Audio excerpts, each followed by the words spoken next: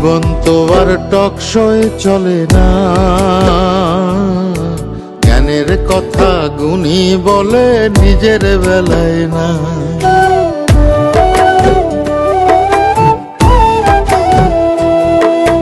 জীবন তো আর টকশোয় চলে না,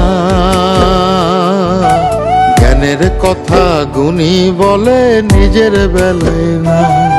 আরে পরের বেলায় বুদ্ধিজীবী নিজের বেলায় বোঝে না, পরের বেলায় বুদ্ধিজীবী নিজের বেলায় বোঝে না।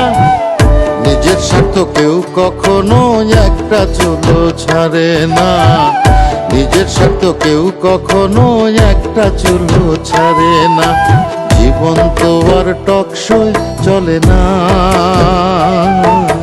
জ্ঞানের কথা গুণী বলে নিজের বেলায় না।